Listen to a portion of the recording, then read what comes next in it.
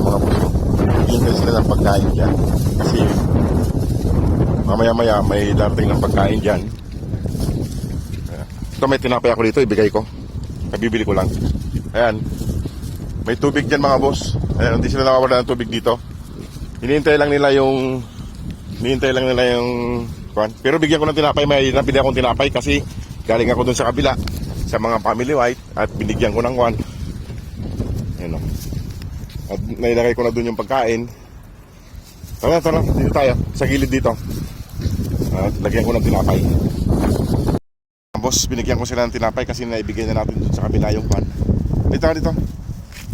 Ay. Makain siya ng tinapay. Halina. Kamukha talaga nila eh, oh. Halina. Kain sila ng tinapay. Ayan, kumakain sila ng tinapay.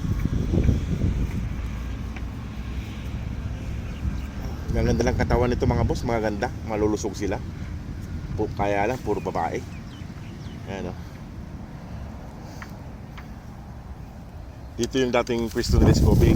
Malamig dito mga boss. Kaso wala na. Halina. Babalik-balikan nila yan kasi nandun yung ibang kasama nila. So, nag-away pa sila. Magkapatid kayo, nag-away pa kayo. May tubig naman doon mga boss, inumin nila. Doon sa bandaro, no. Kasi mamaya-maya may maglalagay na doon na ibang lahing pagkain galing sa mga restaurant, mga tira-tira. Ayun, no. Sakmal niya yung tinapay. Yung isa naiiya pa. Gaganda ng putis nitong mga to.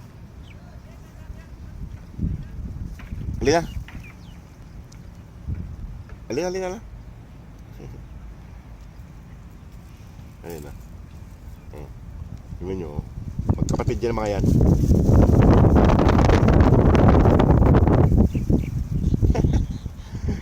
Hihingal sila eh. Talis na rin ako mga boss. Nahiya silang kumain. Halina.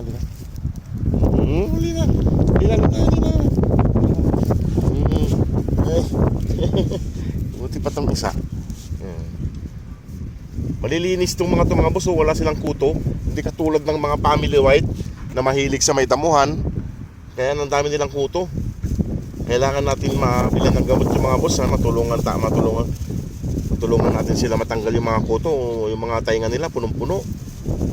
Tsaka hindi pwedeng iuwi ng Pilipinas kasi hindi pwedeng may sakay ng kwan pag maraming kuto. Buhay yung kwan nila, kuto nila. Sana mapagtulungan natin na matanggal yung mga kuto kasi mahal din kasi ang pangtanggal ng kuto rito. Nasa 200 real po ang isang tableta. 2 oras lang tanggal na lahat. Ito yung isa. Pakalabit ka pa. Haya mga boss. Ang ganda ng kamukha nila. Papawak ka rin, Brown. Halika. Papalambing ka rin. Papalambing. Sige mga boss, at ako yaris na rin. Salamat po. God bless.